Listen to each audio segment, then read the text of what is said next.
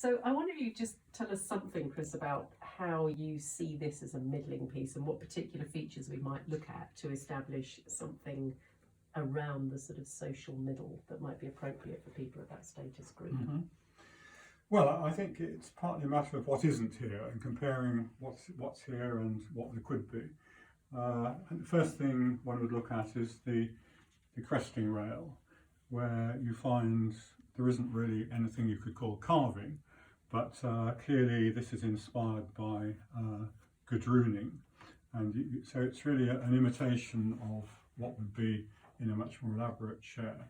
You've also got some quite faint now punch work around there.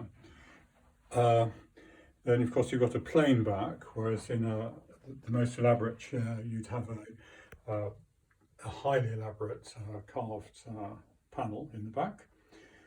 You've got the so-called ears, which are very common on Yorkshire chairs, and again there's not much going on here really. You've got these compass type roundels, whereas on an expensive chair you'd find a terrific depth of carving.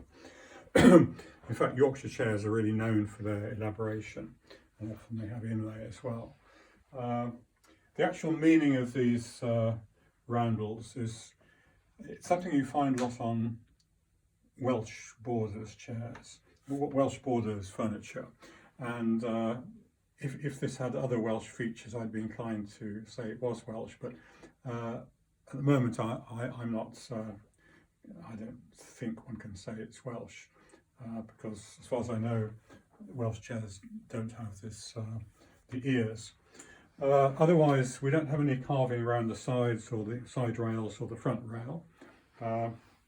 We've got nicely carved nicely turned legs. They're quite low arms, and again, it makes me a bit worried because often in Yorkshire the arms start a bit higher.